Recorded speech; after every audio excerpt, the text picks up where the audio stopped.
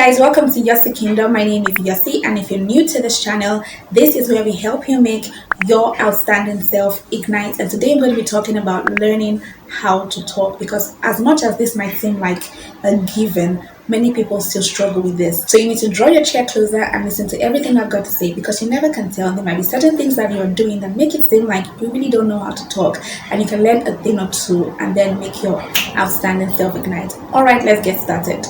So one thing that really ticks people off is when you downplay their achievements. So you know that one friend of yours that will just make you feel like whatever you have achieved or whatever great thing is happening in your life, it's not that big of a deal, and will just downplay it. Yes, that's the one. So your friends are hanging out and one of your friends says that she just got a car, and everyone is saying congratulations, congratulations, congratulations. And then that friend just has to, make a sort of comment. Now, sometimes they might not even say anything nasty, but their facial expressions, their gestures just shows, a lot of annoying, behavior. So they might just be like, oh, congratulations.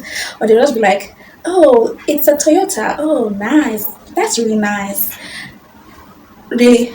Did you really have to say it that way? Or the person will say, congratulations, what is the make of the car? You don't have to ask the person what the make of the car is or what year the car is. I mean, you can just keep quiet and just say congratulations. If the person wants to share the make of the car and all that information with you, the person will share. You don't really have to let the person to spill all the details out. The point is the person just got a car. Say congratulations and move on. You don't want to say it. Be shift.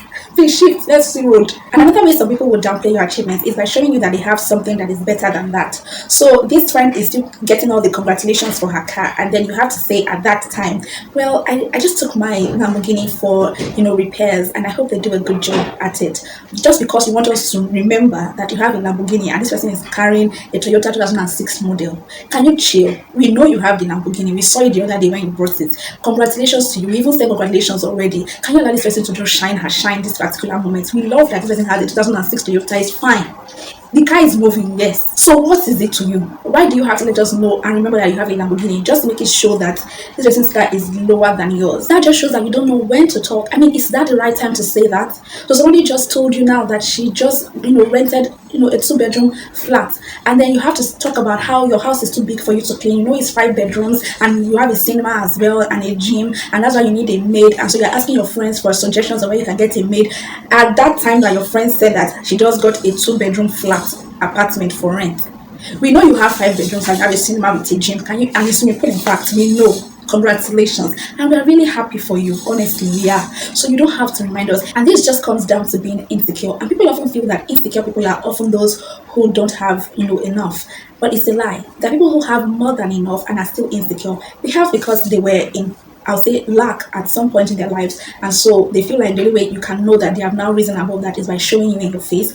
There are some in that category, and there are some who, yes, they've always been born with a silver spoon, they've always been rich, they've always had everything that they needed, but they just have insecurities. They are just not confident in themselves, and they feel like the only thing that they can use to allow you know their worth is by telling you everything that they have achieved, everything that they have. And this comes to the next point about not knowing how to talk, and that comes to boasting. So they have to boast, they have to let you know, they have to remind you all the time about all of the great things that they have, all of the great things that they own, and you have to say it at every point in time. So whenever they feel like you are saying something about yourself, because they want you to know that they too have got it, they'll have to tell you about their own achievements so that you know that they too are there. We know you are there. We have seen you. It is okay. Calm your blood down.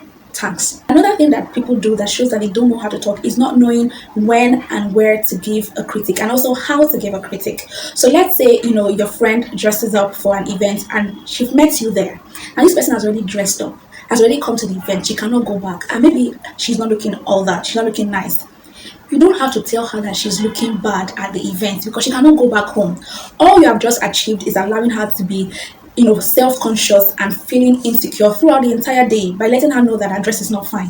You could have kept it to yourself and allowed her to get home. And maybe if you're really close to that person, then you can tell her, this clothes, you shouldn't have worn it for this event. Next time, wear this. Or she would even see the pictures by herself and realize that, man, this clothes wasn't it.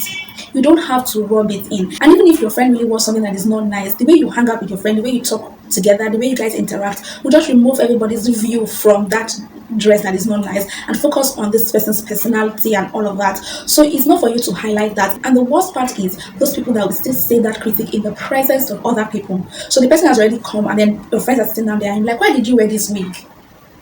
Even if you guys are all friends, it's still somehow, it makes person feel like, this doesn't know how to dress. You don't have to say that. You can keep quiet. Now, if there are things that can be adjusted there and there, like maybe the hairstyle, maybe the person did a braid and she did not pack it well, or you feel like there's a way she can pack it or adjust something here and there to make it look nicer, then perhaps all you can do is tell her to follow you to the bathroom, and then you tell her, and then you try to help her adjust whatever needs to be adjusted so that she looks better, and then goes back to where she was sitting, not for you to say it there. And if you know that there's nothing that can be done in that event, please, I don't want to even know, just keep quiet. You don't need to hear your voice. We really don't. And most people that don't really know how to talk are those that like to talk all the time. They are always talking, yapping, yapping, yapping, yapping up and down, yappa, yappa, yappa here and there.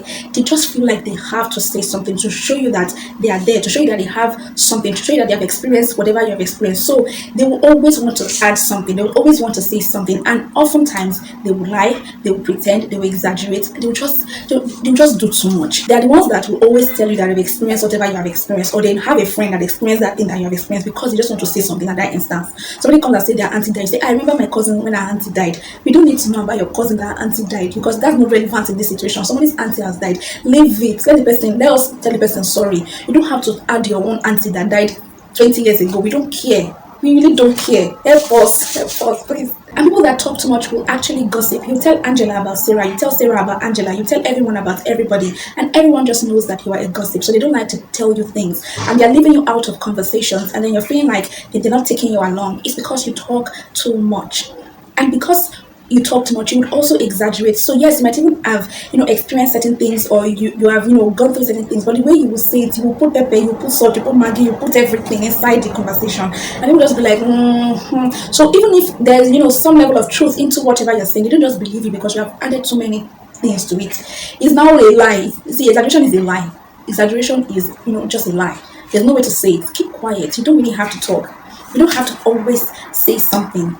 People don't have to always hear your voice. Conversations are also with being able to keep quiet and listen, not always about you being the one talking. And that's because of their need for attention. They want everyone's attention to be on them. There are several friends in the group, and they want all the friends to be listening to them. They want to be the queen bee of all their friends. They want everyone's eyes to be on them. So they want to be always the center of attention. And that's because of their need for validation, their need to be, ruling over everyone. They just want to be the favorite.